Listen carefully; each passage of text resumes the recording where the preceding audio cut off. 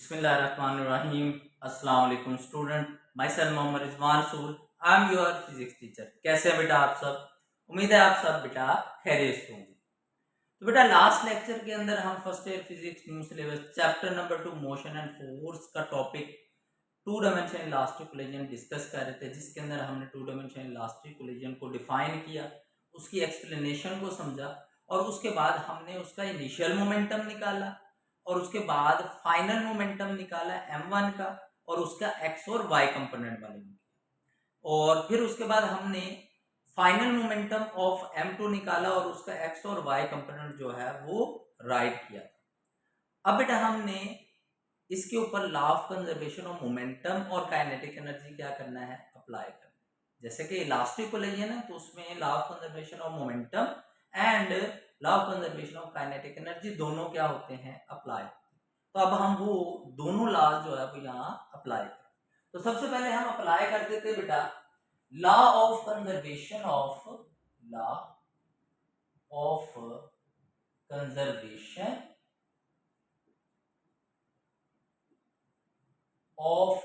Momentum along x axis. अब हम x axis के ऊपर बेटा law of conservation of momentum क्या करेंगे, अप्लाई करेंगे, क्योंकि यहाँ पर हमारे पास मोमेंटम कंपोनेंट में डिवाइड हो रहा है। तो law of conservation of momentum भी इन टर्म ऑफ कंपोनेंट क्या करेंगे, अप्लाई करेंगे। तो बेटा law of conservation of momentum in along x axis क्या आएगा हमारे पास बेटा, तो ये आ जाएगा हमारे पास टोटल मोमेंटम बिफोर कोलिजन। तो टोटल मोमेंटम है बिफोर कोलिजन जो है वो बराबर है बेटा टोटल मोमेंटम आफ्टर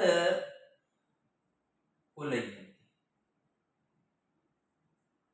ठीक है, तो अब हमारे पास सारे मोमेंटम कैलकुलेट है। तो बेटा हमारे पास टोटल मोमेंटम बिफोर कोलिजन जो है वो हमारे पास आ जाएगा momentum of initial momentum of m1 plus initial momentum of m2। ठीक है, तो m1 का इनिशियल मोमेंटम और m2 का इनिशियल मोमेंटम उसको सम कर देंगे तो क्या आ जाएगा, टोटल मोमेंटम बिफोर कोलिजन। बिल्कुल इसी तरह बेटा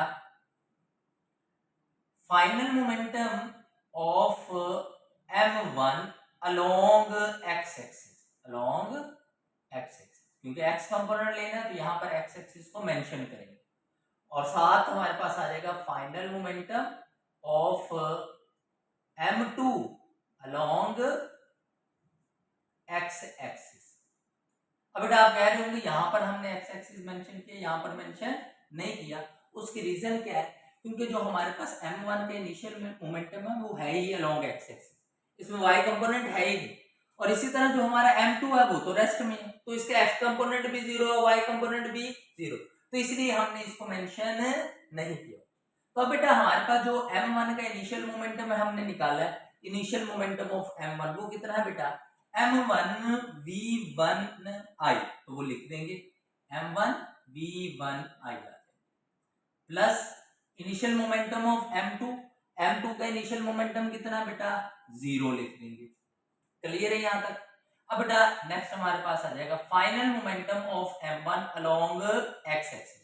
तो बेटा हमारा final momentum of m1 along x axis कितना बेटा m1 v1f cos of theta 1। तो बेटा ये राइट कर देंगे, हमारे पास आ जाएगा m1 v1f cos of theta 1। इसी तरह बेटा final momentum of m2 along x axis.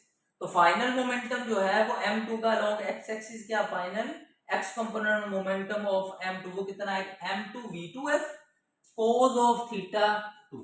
इसको बेटा हम यहाँ पर राइट कर देंगे तो ये आ जाएगा हमारे पास m2 v2f cos of theta 2। ठीक है, तो ये law of conservation of momentum along x axis क्या हो गया, अप्लाई। अब बेटा सिंपली हम इसको क्या करेंगे, सिंपलीफाई कर देंगे, इक्वेशन एक बना लेंगे सिंपलीफाई।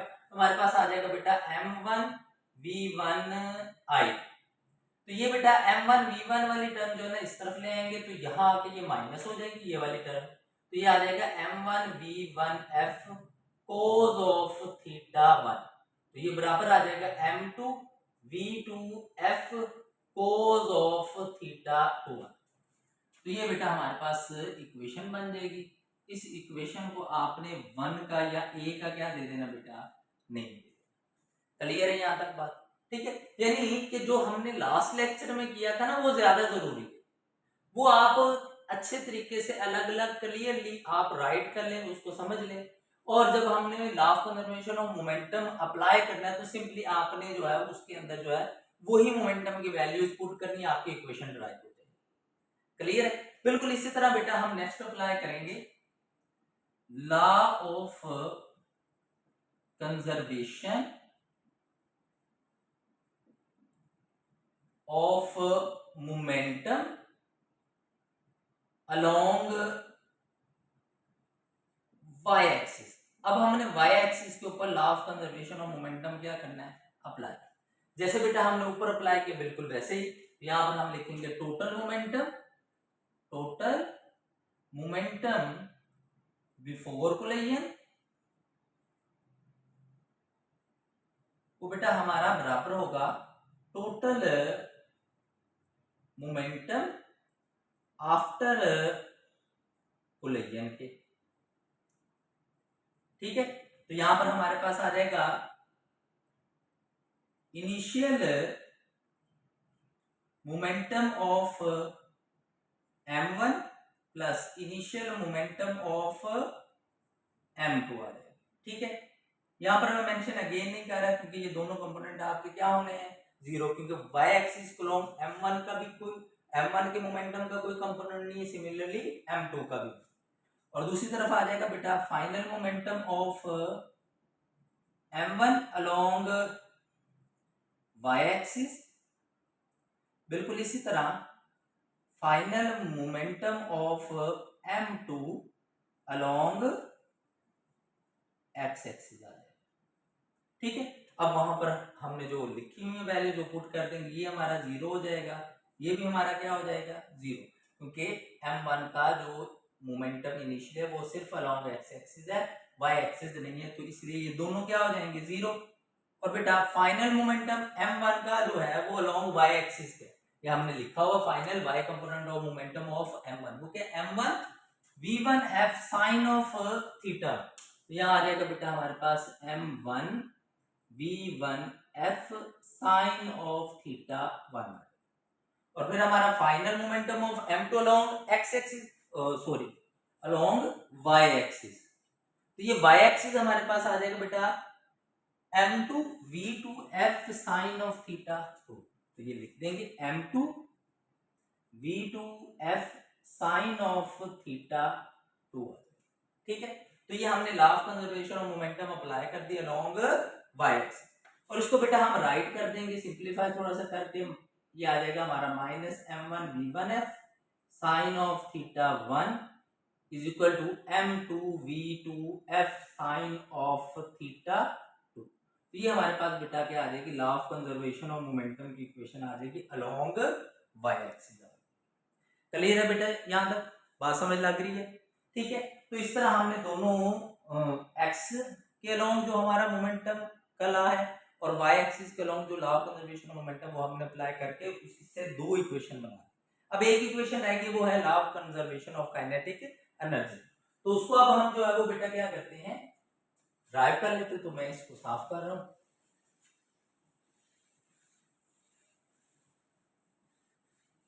ठीक है, तो अब हमने law of conservation of kinetic energy apply करें। लॉ ऑफ कंजर्वेशन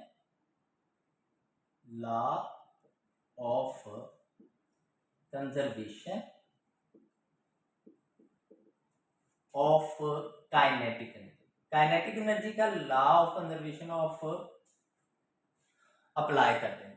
ठीक है, तो इसके अंदर बेटा हमारे पास सेम, लेकिन law of conservation of kinetic energy हमने पढ़ा हुआ नहीं है, तो जैसे बेटा वन डायमेंशन इलास्टिक कोलिजन में हमने बनाया था ना, तो यहाँ पर भी हम वैसे बनाएंगे।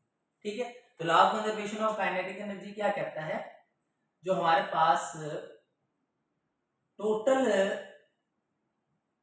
काइनेटिक एनर्जी होती है बिफोर कोलिजन बेटा, वो बराबर होती है बेटा total kinetic energy after collision. ठीक है, तो total kinetic energy before collision बराबर होती है total kinetic energy after collision. ये क्या कहलाता है? Law of conservation of kinetic energy. तो बेटा total kinetic energy before collision क्या होगी बेटा?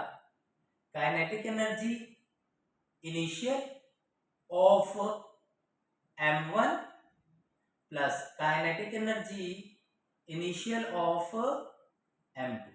तो m1 की इनिशियल काइनेटिक एनर्जी, m2 की इनिशियल काइनेटिक एनर्जी, और ये बराबर होगी बेटा kinetic energy final of m1 plus kinetic energy final of m2। तो सिंपल काइनेटिक एनर्जी का फार्मूला लगा दे। तो इनिशियली हमारा मास क्या होता है? m1, और इनिशियल हमारी वेलोसिटी क्या है? v1i। ठीक है, अब ये कैसे डायरेक्ट लिख रहे हैं हम? ठीक है, हमें पता है मोमेंटम का फार्मूला होता है p इक्वल टू mv, और काइनेटिक एनर्जी का क्या होता है? 1/2 mv का स्क्वायर। तो सेम हमारे पास फिजिकल टर्म है, मास और वेलोसिटी। फर्क क्या है? इधर 1/2 और स्क्वायर है, और मोमेंटम के फार्मूले में नहीं। तो इसलिए जो हमारा इनिशियल मोमेंटम है उसी को हमने क्या कर दिया? राइट कर दिया है, और 1/2 और यहाँ क्या लगा दिया बेटा? स्क्वायर लगा, और काइनेटिक एनर्जी का फार्मूला बना दिया। बिल्कुल इसी तरह बेटा यहाँ पर यहाँ आ जाएगा हमारे पास m2 v2i और 1/2, और इसका क्या आ जाएगा बेटा? स्क्वायर। इसी तरह हमारे पास फाइनल, तो फाइनल मोमेंटम हमारे पास था m1 का, m1 v1f, तो यहाँ आ जाएगा 1/2 m1 v1f का स्क्वायर। मोमेंटम से काइनेटिक एनर्जी का फार्मूला बना देना है। बिल्कुल इसी तरह m2 का हमारे पास मोमेंटम कितना बेटा? m2 v2f है, तो यहां से आ जाएगा 1/2 m2 v2f, और इसका क्या आ जाएगा? स्क्वायर। तो यहां पर बेटा law of conservation of kinetic energy हमने अप्लाई कर दिया। अभी देखिए यहां पर भी 1/2 है, यहां भी 1/2, ये कॉमन आ जाएगा, यहां बचेगा m1 v1i का स्क्वायर प्लस m2 v2i का स्क्वायर इज इक्वल टू, यहाँ भी 1/2 है, दोनों में कॉमन आ जाएगा 1/2, तो यहाँ आ जाएगा m1 v1f का स्क्वायर प्लस m2 v2f का स्क्वायर। तो 1/2 से कैंसिल, और इक्वेशन बन जाएगी m1 v1i का स्क्वायर प्लस m2 v2i का square is equal to m1 v1f का स्क्वायर प्लस m2 v2f का स्क्वायर। तो ये बेटा हमारे पास क्या आ जाएगी? इक्वेशन आ जाएगी, law of conservation of kinetic. तो हमारे बेटा तीन इक्वेशन बन गई। ये फर्स्ट इक्वेशन ए, ये हमारे पास इक्वेशन क्या आ गई? बी, और ये हमारे पास इक्वेशन क्या आ गई बेटा? सी। ठीक है, अब बेटा using these equation, using equation A B and C, हम इन तीन इक्वेशन को जो है वो क्या कर सकते हैं? यूज करके स्टडी करते हैं बेटा टू डायमेंशन इलास्टिक कोलिजन। तो टू डायमेंशन इलास्टिक कोलिजन को बेटा हमने स्टडी करना है, तो इन तीन इक्वेशन से हम क्या कर सकते हैं? स्टडी कर सकते हैं। ठीक है, तो इन इक्वेशन को इस्तेमाल करना है, तो सिंपल आपको जो इसके वेरिएबल है वो आने चाहिए। ठीक है, आपको θ1 का पता होना चाहिए, आपको θ2 का पता होना चाहिए, आपको v1f का पता होना चाहिए, और इसी तरह आपको v2f का। आपको ये चार वेरिएबल का अगर पता है जो कि इन इक्वेशन के अंदर जो है वो क्या है? मौजूद है, तो आप इन इक्वेशन को इस्तेमाल करके किसी भी टू डायमेंशनल इलास्टिक कोलिजन को स्टडी